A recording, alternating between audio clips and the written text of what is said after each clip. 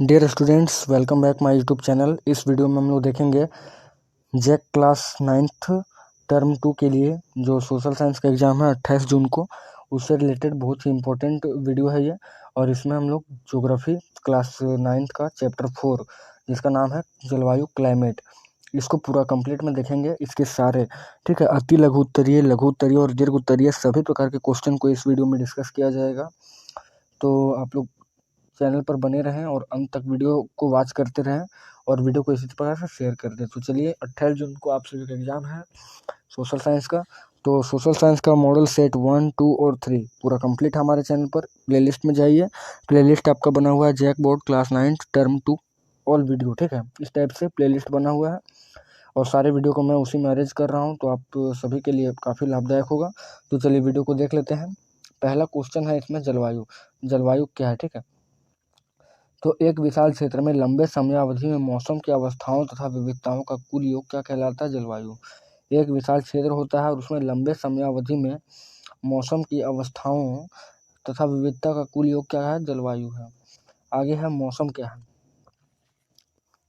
तो मौसम एक विशेष क्षेत्र में एक क्षेत्र के मौसम एक विशेष समय में एक क्षेत्र के वायुमंडल की अवस्था को बताता है, ठीक है। मौसम जो है एक विशेष समय में एक क्षेत्र के वायुमंडल की अवस्था को बताता है। मौसम एक दिन में ही कई बार बदल जाता है। आगे मौसम तथा जलवायु के तत्व। तो मौसम तथा जलवायु के तत्व कौन कौन से हैं? तापमान, आर्द्रता, वायुमंडलीय दाब, पवन और वर्षण, ये सभी हैं। नेक्स्ट क्वेश्चन है मानसून क्या है, ठीक है। तो मानसून जो है, मानसून अरबी शब्द के मौसम से है, मौसम से उत्पत्ति हुआ है, जिसका अर्थ क्या है? मौसम। यह एक वर्ष के दौरान वायु की दिशा में ऋतु के अनुसार परिवर्तन है। मानसून जो है वह एक वर्ष के दौरान वायु की दिशा में ऋतु के अनुसार जो परिवर्तन होता है, इसको मानसून कहते हैं। भारत की जलवायु जो है वह उष्णकटिबंधीय मानसूनी जलवायु है। आगे एशिया महाद्वीप में इस प्रकार की जलवायु साउथ एशिया और साउथ ईस्ट एशिया में पाया जाता है। आगे तापमान और वर्षण के आधार पर एक स्थान से दूसरे स्थान के मौसम में काफ़ी भिन्नता होती है। जैसे गर्मी में राजस्थान में अगर तापमान देखें तो 50 डिग्री सेल्सियस है और जम्मू एंड कश्मीर का अगर देखें तो 20 डिग्री सेल्सियस। सर्दी का अगर बात करें तो जम्मू कश्मीर का 45 डिग्री है माइनस में और तिरुवनंतपुरम का है 22 डिग्री, ठीक है। वर्षण की बात करें तो हिमालय में वर्षा जो होती है हिम के रूप में होती है, जबकि मेघालय में 400 सेंटीमीटर वर्षा होती है गर्मी में। और सर्दी का बात करें तो शेष भारत में वर्षा के रूप में और राजस्थान में 10 सेंटीमीटर। फिर है उत्तरी भारत में वर्षा की मात्रा सामान्यतः पूर्व से पश्चिम की ओर घटती जाती है, ठीक है। ये फैक्ट कुछ है जो काफ़ी इंपॉर्टेंट होंगे आप सभी के एग्जाम के लिए। आगे कोरियालिस बल क्या है? Coriolis force.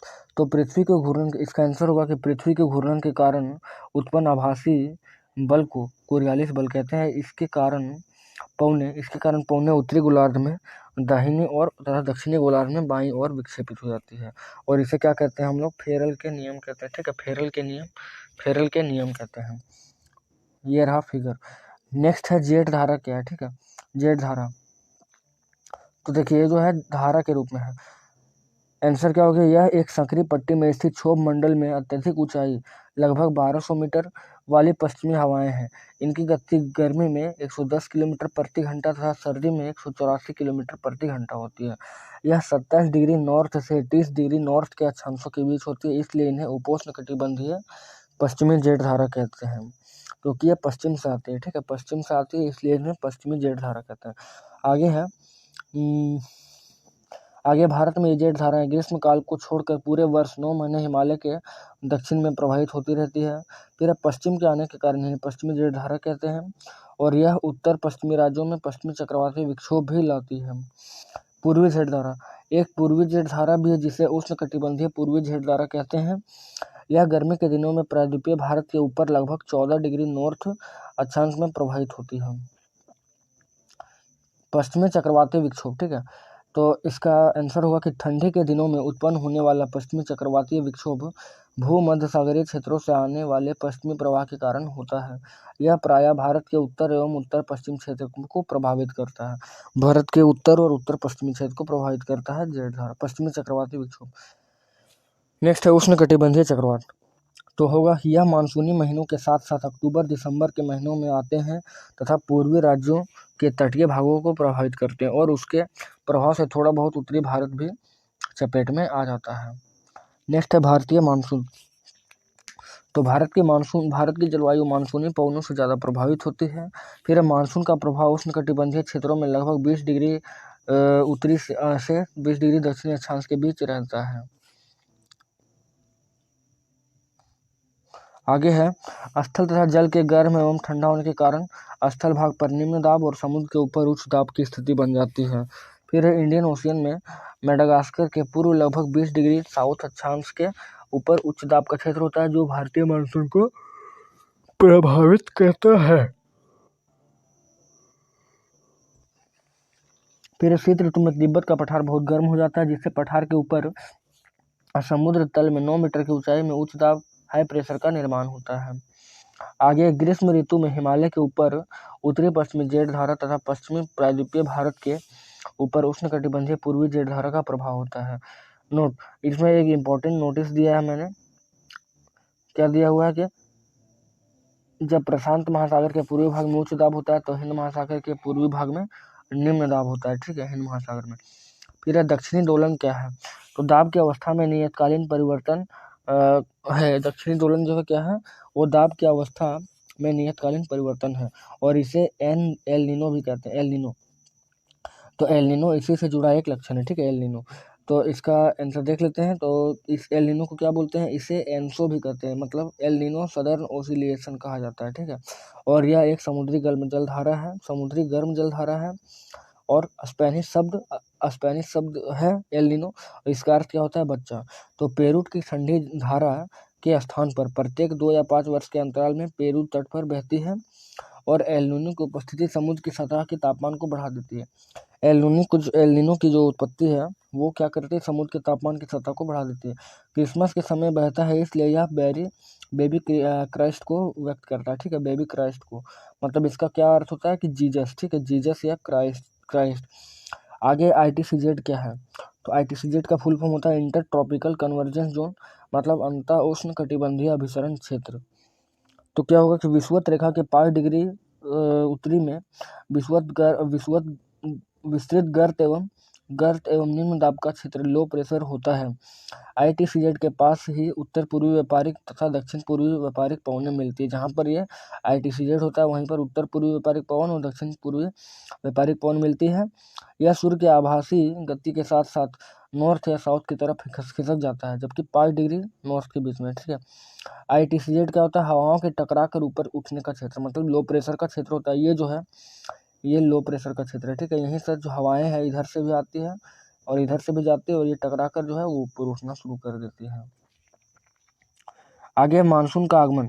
तो मानसून के आगमन का समय जून के आरंभ से लेकर सितंबर के मध्य तक 100 से 120 दिनों का होता है। ठीक है, 100 से 120 दिनों का।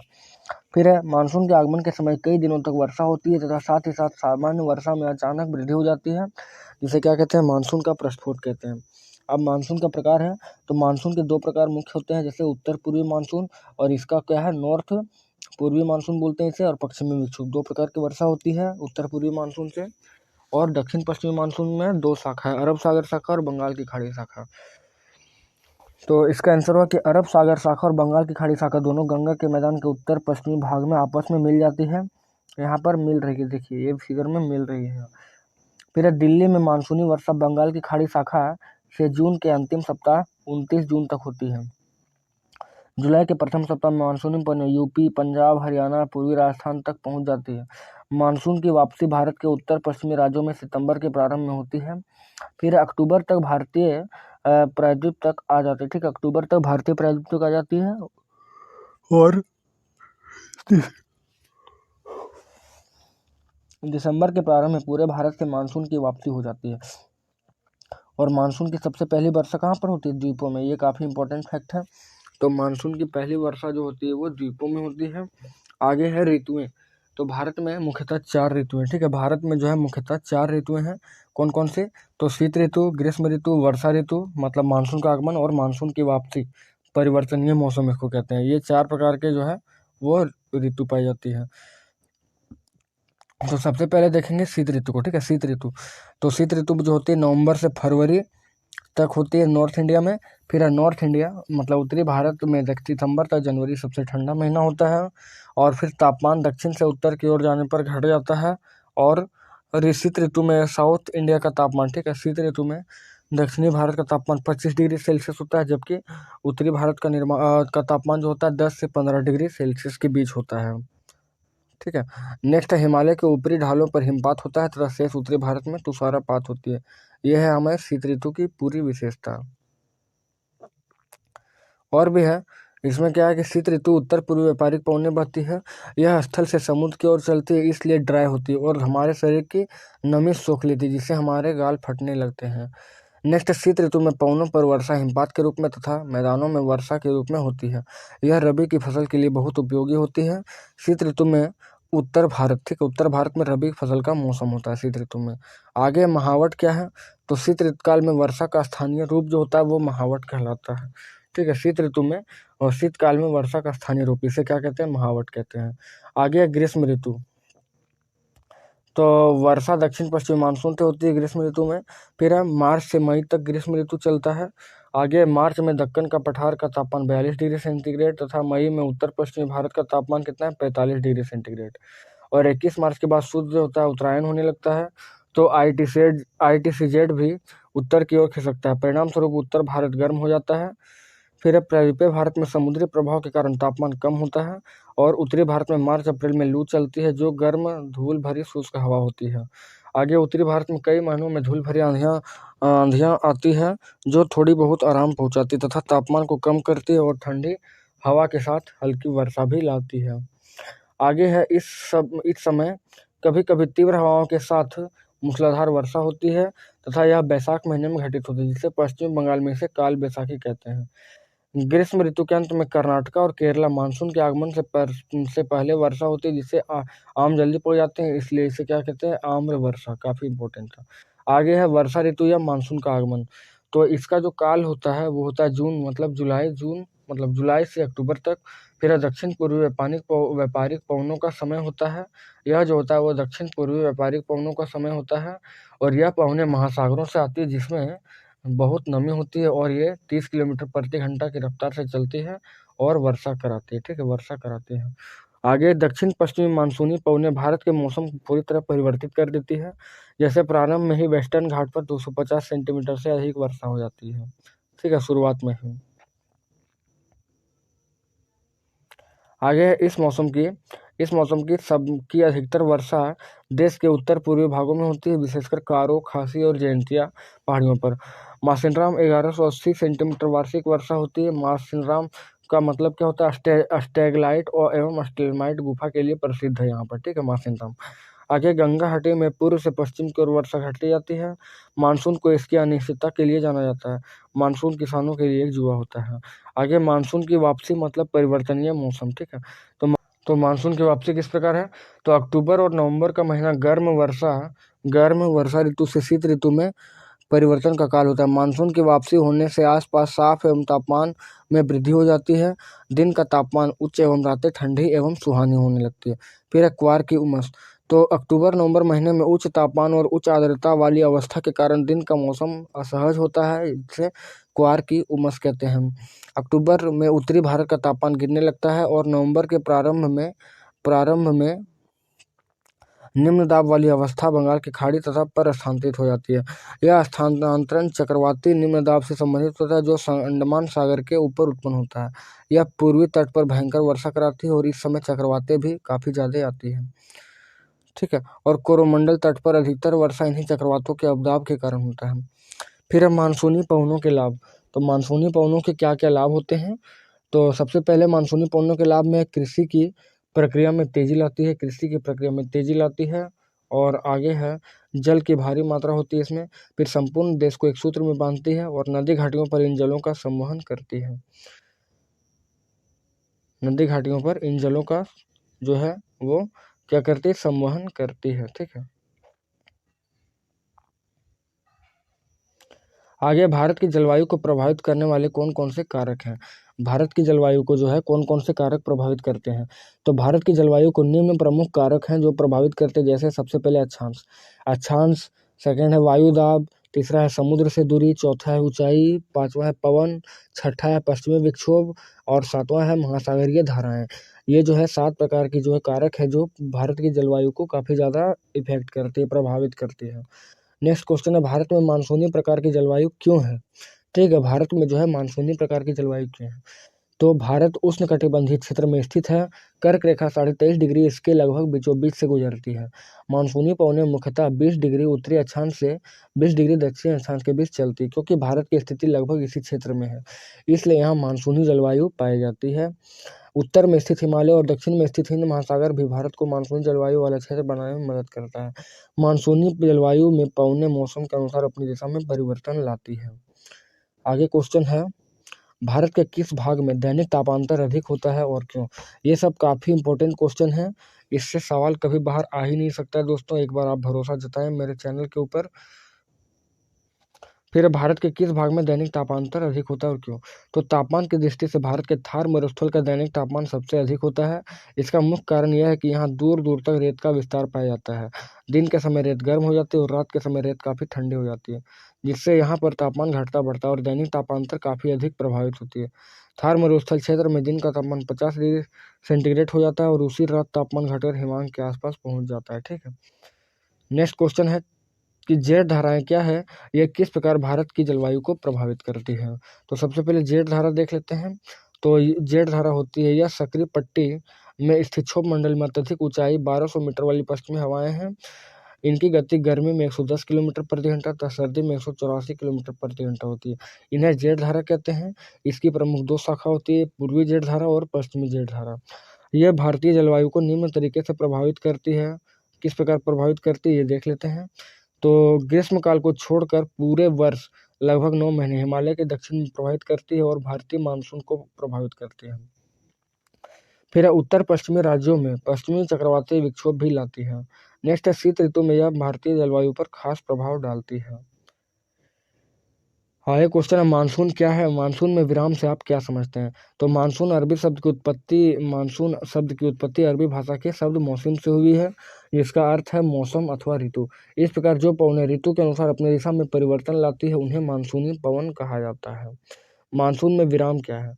तो मानसूनी वर्षा लगातार नहीं होती, बल्कि इसमें कुछ दिनों की वर्षा के बाद उसका अंतराल आ जाता है और वर्षा रुक जाती है। इन अंतरालों को ही मानसून में विराम कहते हैं। यह विराम मानसूनी द्रोणी की स्थिति में परिवर्तन होने के कारण होते हैं। यह द्रोणी उत्तर और दक्षिण की ओर बदलती रहती है। जब यह उत्तर की ओर स्थित होती है तो हिमालयी क्षेत्रों में भारी वर्षा होती है और मैदानी क्षेत्र शुष्क रहता है। इसे दक्षिण की ओर स्थित होने पर मैदानों में वर्षा होती है और हिमालय क्षेत्र शुष्क हो जाता है। आगे क्वेश्चन है, मानसून को एक सूत्र में बांधने वाला क्यों समझा जाता है। ठीक है, मानसून को हम एक सूत्र में बांधने वाला क्यों बोलते हैं। तो भारत के उत्तर में स्थित हिमालय, आंसर होगा कि भारत के उत्तर में स्थित हिमालय शीत ऋतु में उत्तर की ठंडी हवाओं को रोककर देश के उत्तरी भागों में तापमान को अधिक नीचे गिरने से रोकता है। उसी तरह दक्षिण में हिंद महासागर अपने प्रभाव से प्रायद्वीप में तापमान की एकरूपता बनाए रखने में मदद करता है। इस प्रकार हिमालय और हिंद महासागर दोनों ही देश के तापमान में समता लाते हैं। मानसूनी पवनें देश में ऋतुओं की लय लेकर आती है, जिससे भारतीय भूदृश्य, यहाँ स्थित जीव जंतु तथा वनस्पति, कृषि चक्र, मानव जीवन सभी प्रकार मानव की अनुसार संचालित होते हैं। उत्तर से दक्षिण तथा पूर्व से पश्चिम तक पूरे देश में ऋतु समानता लेकर आती है और मानसूनी पवनें संपूर्ण देश को जल प्रदान कर एकता के सूत्र में बांधती है। आगे लू शब्द का क्या अर्थ है। तो लू शब्द का अर्थ होता है गर्म हवा। यह उत्तरी तथा उत्तर पूर्वी उत्तर पश्चिमी भारत में चलने वाली शुष्क तथा गर्म हवा। यह अधिकतर अर्धरात्रि तक भी चलती है और इन गर्म हवाओं का संपर्क कभी कभी काफी हानिकारक हो जाता है। लू को अन्य देशों में अन्य नामों से जाना जाता है। नेक्स्ट है, मानसून फटना क्या है। तो दक्षिण पश्चिमी मानसून से आती हुई गर्म आर्द्र हवाएं एक ही महीने के पूरे देश में फैल जाती है। आर्द्रता से युक्त इन पवनों के साथ ही बादलों की तेज गड़गड़ाहट, बिजली चमक और मूसलाधार वर्षा होती है। इसे ही मानसून का फटना कहते हैं। नेक्स्ट है, मानसून की वापसी मतलब मानसून निवर्तन या पीछे हटती मानसून या परिवर्तनीय मौसम काल क्या है। 4 नाम है इसके। तो आंसर होगा कि अक्टूबर नवंबर का महीना गर्म वर्षा ऋतु से शीत ऋतु में परिवर्तन का काल होता है। इस मौसम में वर्षा का जोर काफी कम हो जाता है और दाब में जो है वृद्धि होती है, इसलिए दक्षिण पश्चिमी मानसून धीरे धीरे पीछे हटने लगता है। अक्टूबर से शुरू होते ही मानसून पंजाब से पूरा हट जाता है। अक्टूबर के अंत और नवंबर के आरंभ तक मानसून विदा हो जाती है, इसे मानसून का निवर्तन मतलब पीछे हटती मानसून कहा जाता है।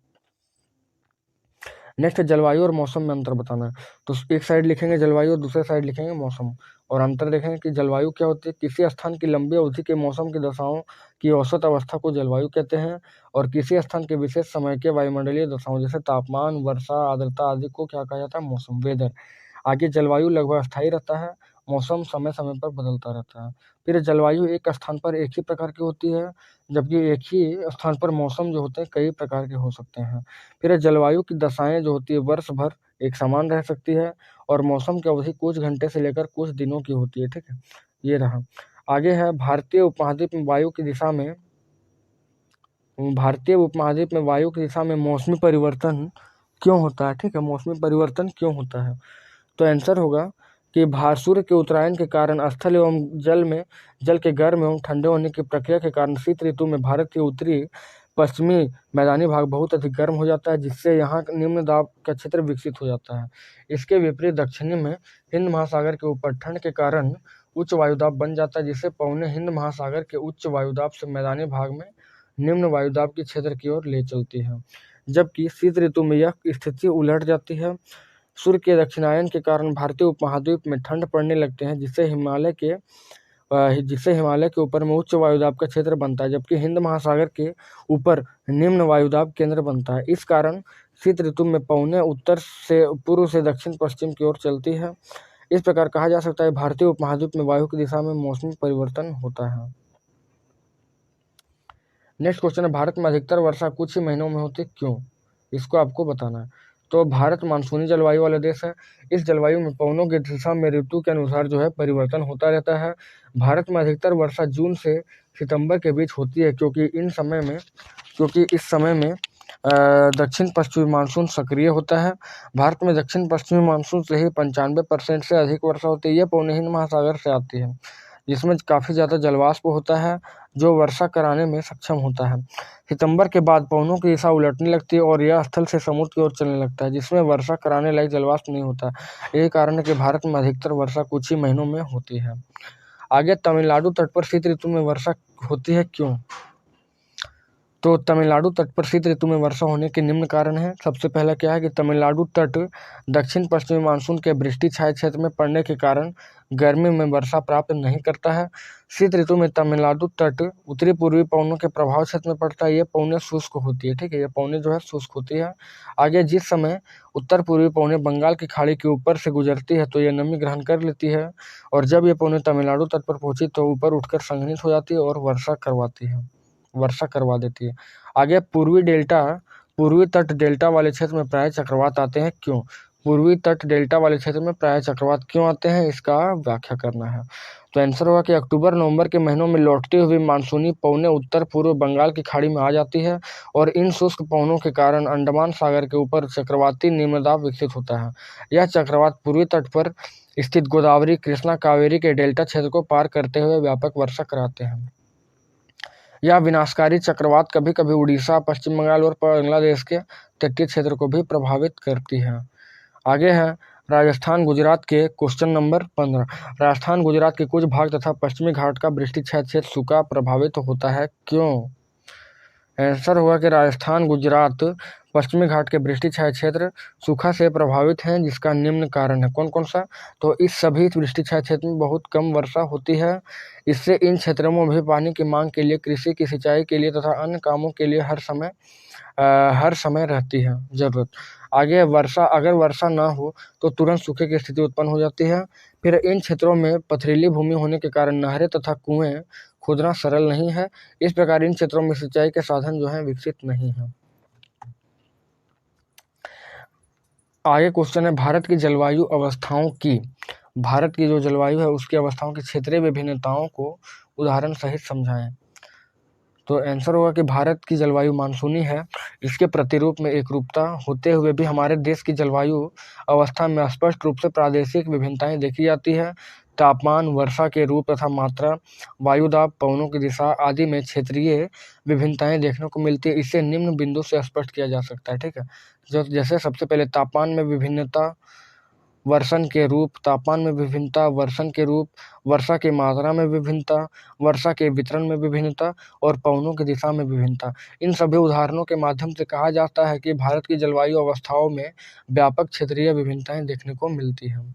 आगे है मानसून अभिक्रिया की व्याख्या करें, ठीक है।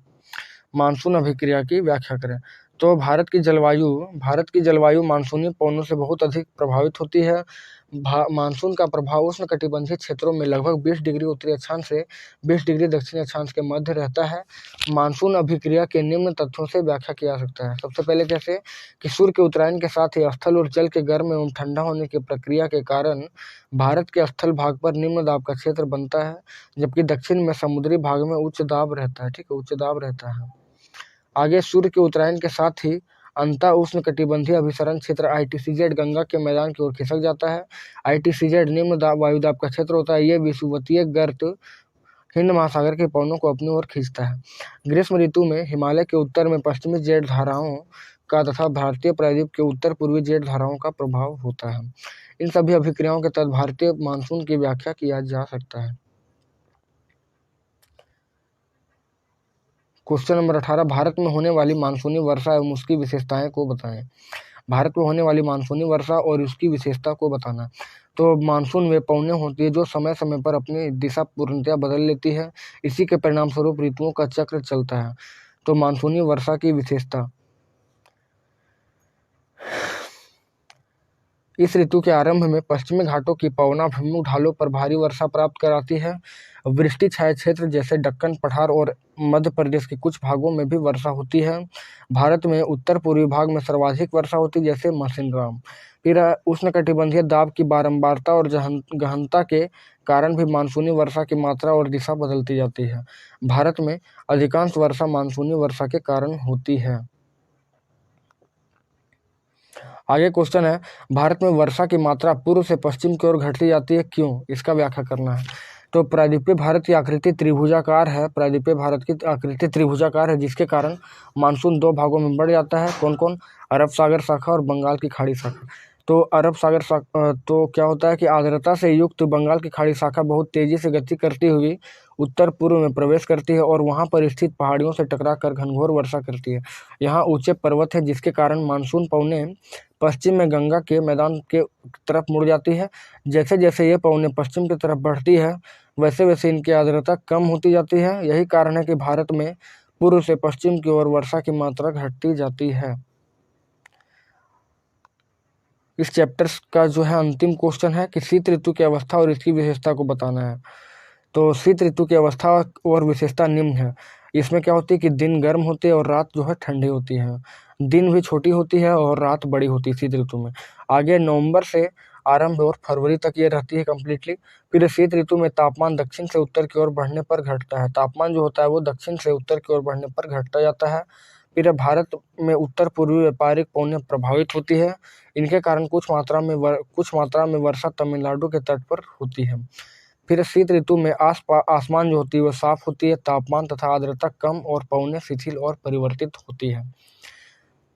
आगे यह कम दाब वाली प्रणाली भूमध्य सागर के ऊपर उत्पन्न होती है तथा भारत में प्रवेश करती है। परिणाम स्वरूप शीतकाल में वर्षा होती है तथा पवनों पर हिमपात होता है। तो ये जो हुआ वो शीत ऋतु की विशेषता और शीत ऋतु की अवस्था और विशेषता है। तो आई होप कि आप सभी को वीडियो बहुत अच्छा लगा होगा। तो इसी प्रकार से चैनल को सब्सक्राइब कर लीजिए, वीडियो को शेयर करिए और सभी को इससे लाभ मिलेगा। वीडियो को शेयर करते रहिए। और जलवायु वाला चैप्टर जो है इसका जो है कंप्लीट मैंने सारे क्वेश्चन डिस्कस किए हैं, सभी इंपॉर्टेंट क्वेश्चन हैं। और अगर आप जलवायु वाले चैप्टर में मेरा 30 मिनट की वीडियो को देख लेते हैं तो इससे आपको कोई भी सवाल इससे बाहर नहीं जाएगा, चाहे वो अति लघु उत्तरीय हो, लघु उत्तरीय हो या दीर्घ उत्तरीय प्रश्न हो, ठीक है। किसी भी तरह से 2, 3 और 5 नंबर के अगर सवाल आते हैं तो आप इसको आराम से करके आएंगे। तो चलिए मिलते हैं आपसे एक नेक्स्ट वीडियो में।